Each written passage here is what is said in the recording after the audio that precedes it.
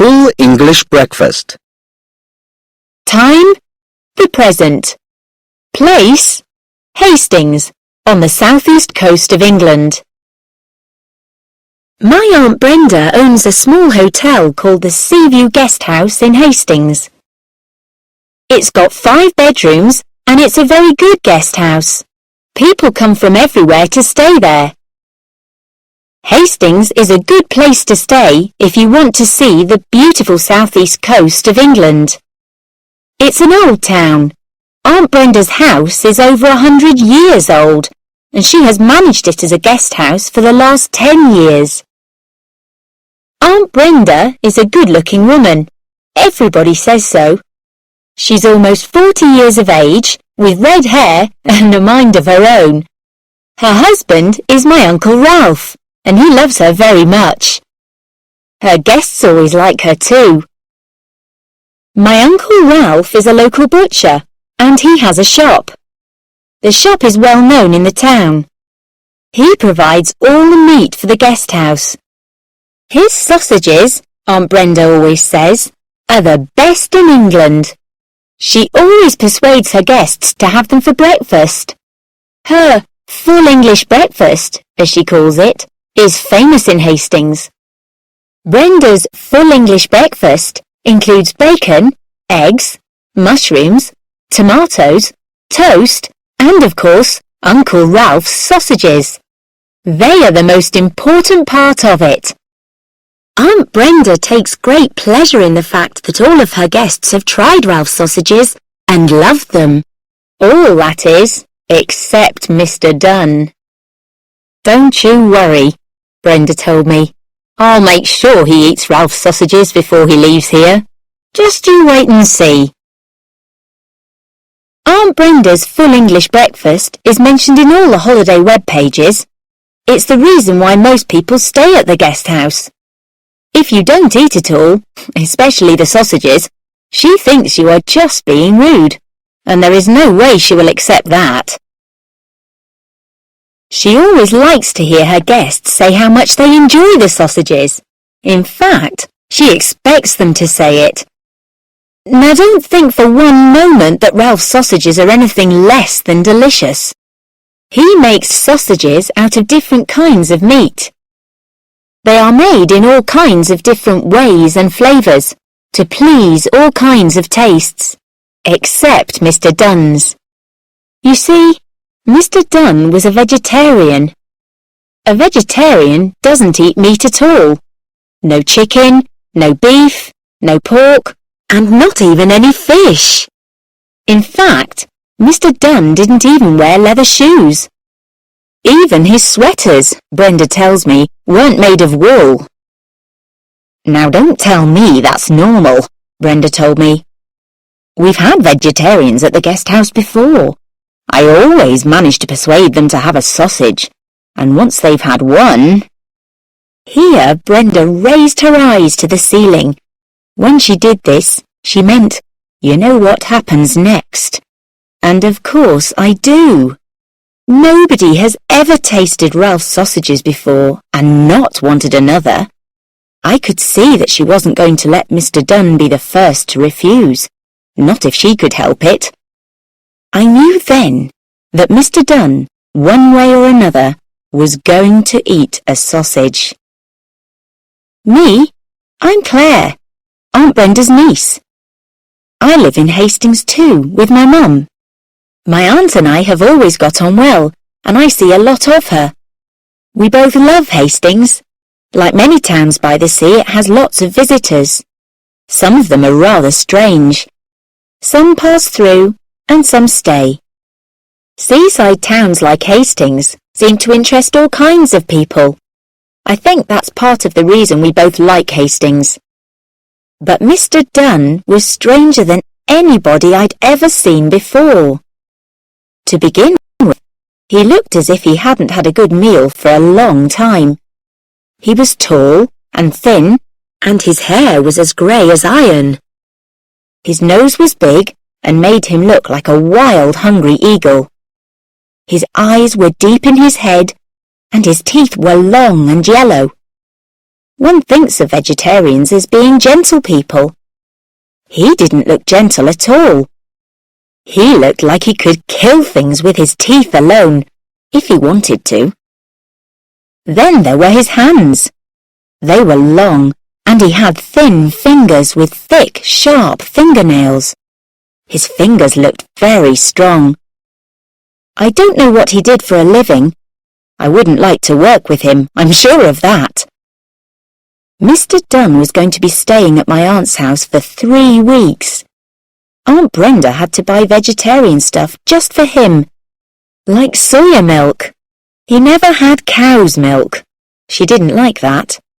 He always ate his cereal with soya milk for breakfast, without speaking to anyone. She didn't like that either.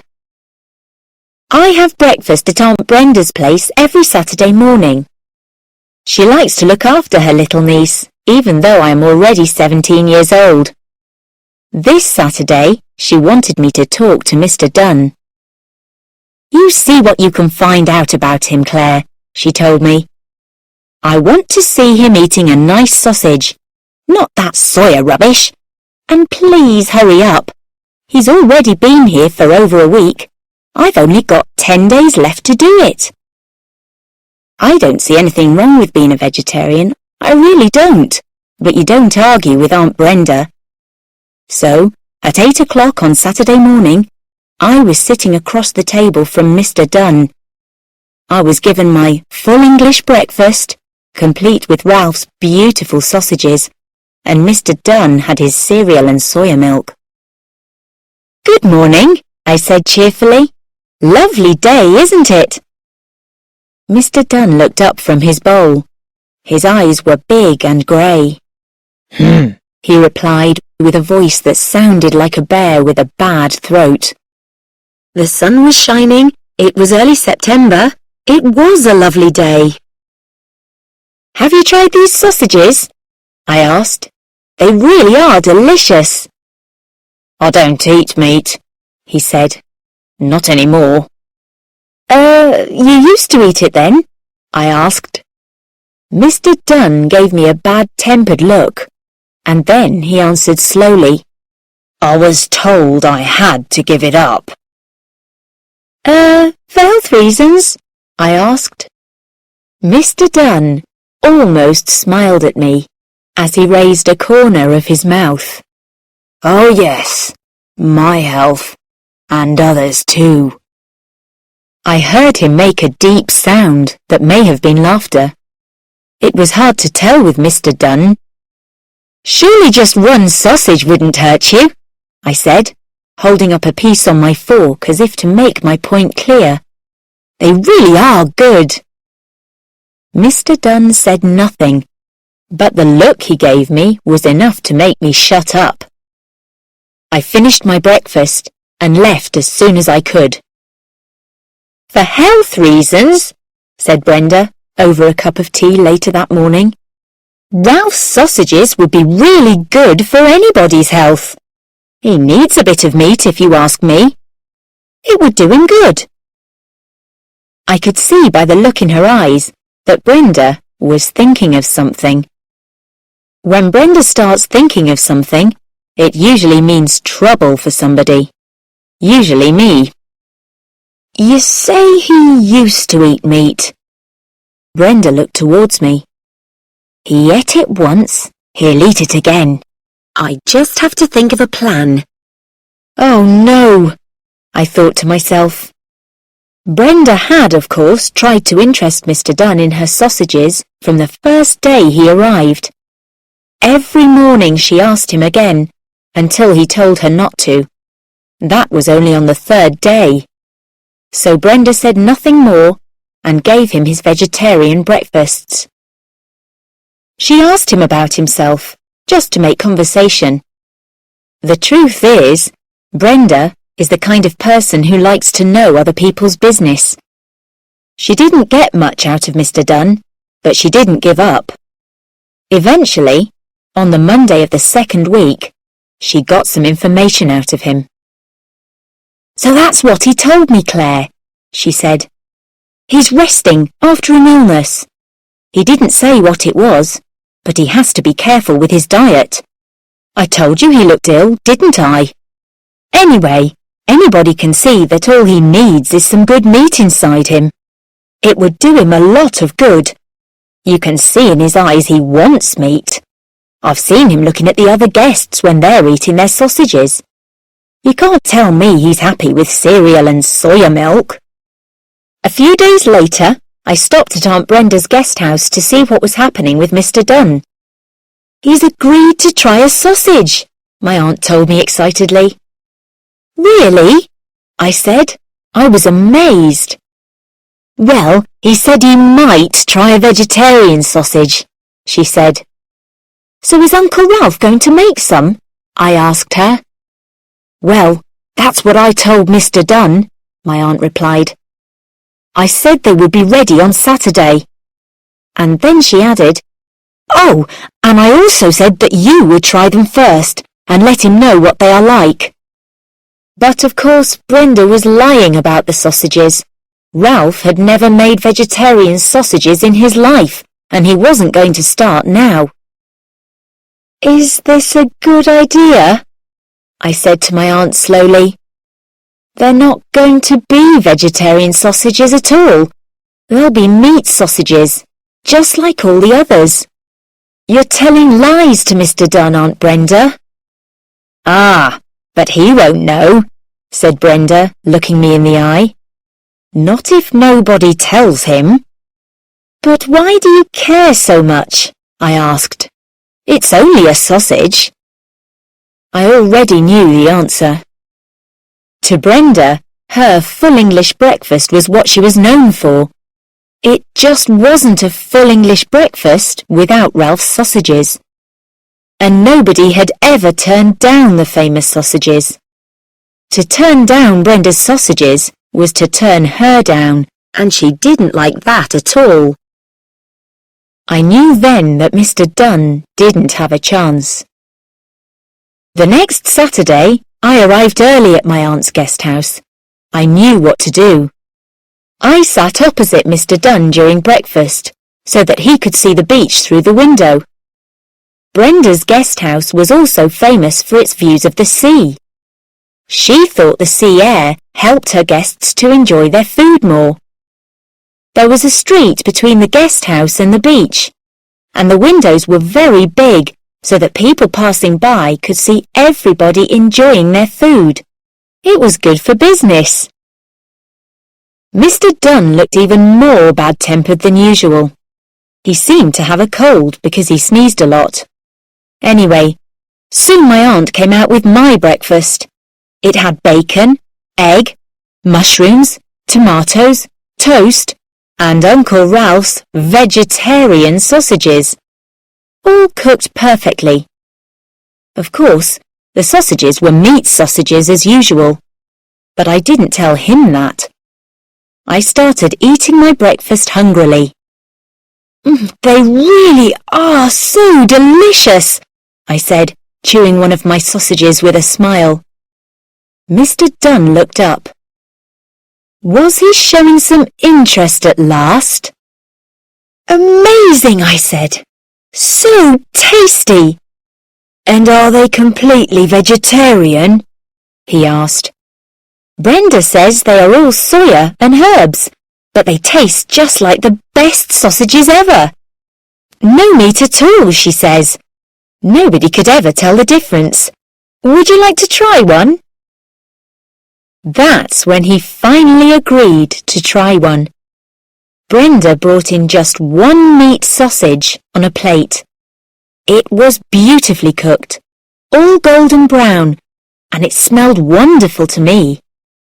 I'm not sure Mr. Dunn could smell it properly with his cold, but he certainly looked at it with hungry eyes.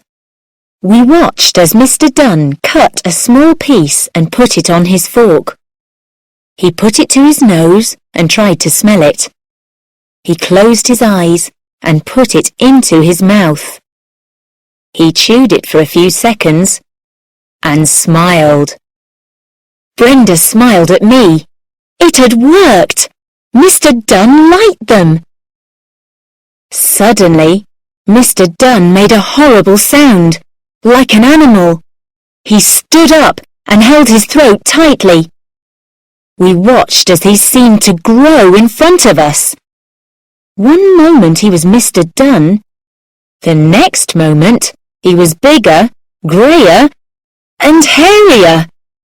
His ears grew, and his face got longer.